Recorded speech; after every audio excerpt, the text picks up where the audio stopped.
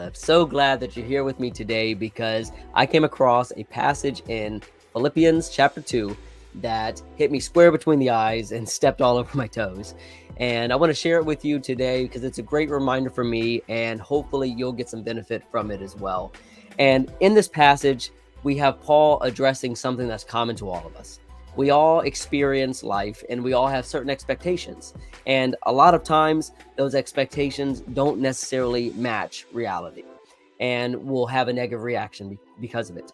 And so Paul here in Philippians chapter 2, verse 14, 15, and 16, he addresses this. He says, "Do all things without complaining and disputing, that you may become blameless and harmless, children of God without fault in the midst of a crooked and perverse generation, among whom you shine as lights in the world, holding fast to the word of life, so that I may rejoice in the day of Christ, that I have not run in vain or labored in vain."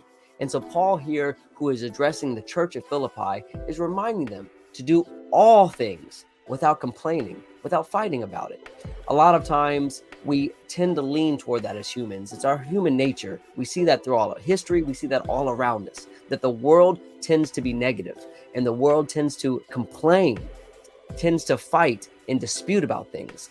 And we get so argumentative so sometimes, and we get so quick to take offense.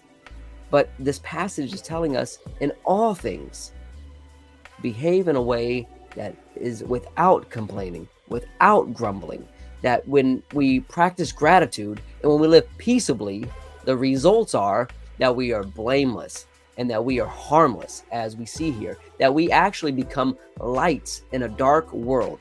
See, we as Christians, we are to set the standard. A lot of times we look around us and we see what the people around us are doing. And we say, well, at least we're not as bad as this person, at least we're not doing these kind of things like they are. But we as Christians are to hold ourselves to the standard that God has set for us. We are to set the standard, and we are to be lights and beacons into the world. And not only set that standard, but we have to stick with it, or we become hypocrites. And so how do we avoid complaining, and how do we become lights? We hold fast to the word. That's what Paul's telling us here. That's what I always try to tell you guys, that we have to value the word of God, that we have to convert ourselves to the word and allow it to transform us. And when we do that, we are teaching others also. This is what happened to Paul. He was transformed by the word of God, and he was compelled to teach others. And so he says, when we learn in the right way and we're imitating Paul in the right way, he can rejoice because his labor has not been in vain. The race that he's running is not in vain because we are his fruit. And so I want to encourage you today, when you are about to have something negative to say about something or pick a fight with somebody, is it worth it? Is it really worth it? Let's do all things without complaining and disputing. And as always, go lift someone up.